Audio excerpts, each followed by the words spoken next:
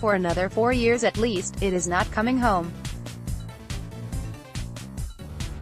Mario Mandzukic made absolutely sure of that when he struck an extra-time winner to beat England 2-1 and book Croatia's place in the World Cup final, with France lying in wait. Kieran Trippier had given England an early lead with a sublime free-kick, but Ivan Perisic equalised in the second half before Mandzukic's winner. First half movement. England's pace and movement were key in pulling Croatia apart in the opening 45 minutes. Starting with Harry Kane, the number 9 has hardly been England's furthest player forward at this World Cup, and that was the case again as he regularly dropped deep to show for the ball. Raheem Sterling was the one running beyond him, alert to any flicked headers from his captain. The Manchester City man once again worked extremely hard for the team and was integral to England's efforts to stretch the Croatian defence.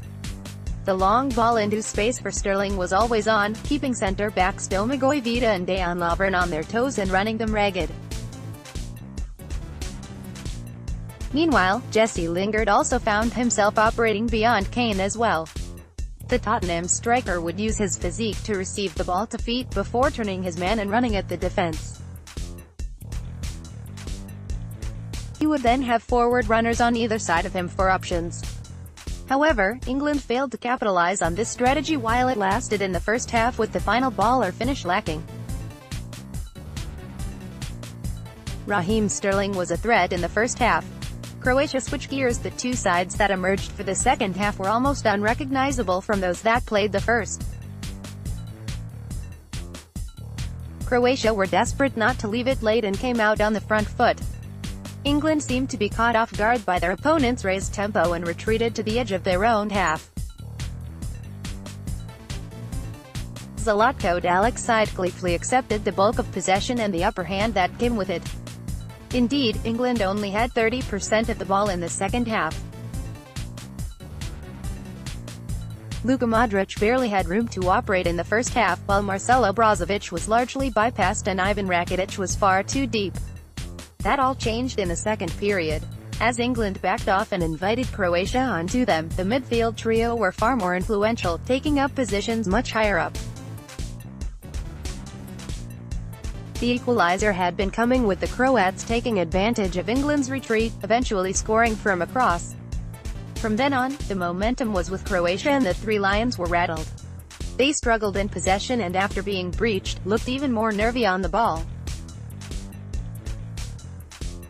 John Stones' sloppy pass at the back almost led to a second for Croatia, while the likes of Lingard and Ali dropped further back, creating a huge gulf between midfield and attack, isolating the forward line. Ivan Perisic makes England pay.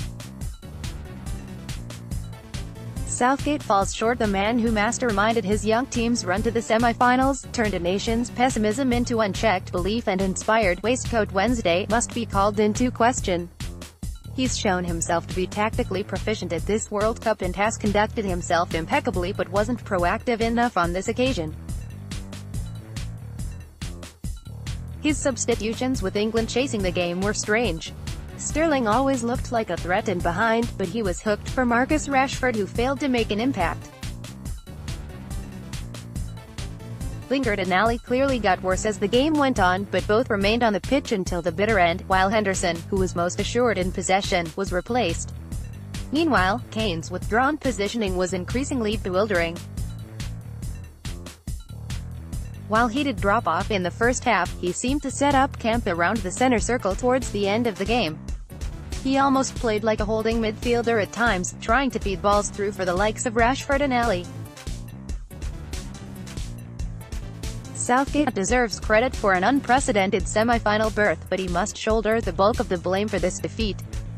Gareth Southgate did not have the right answers.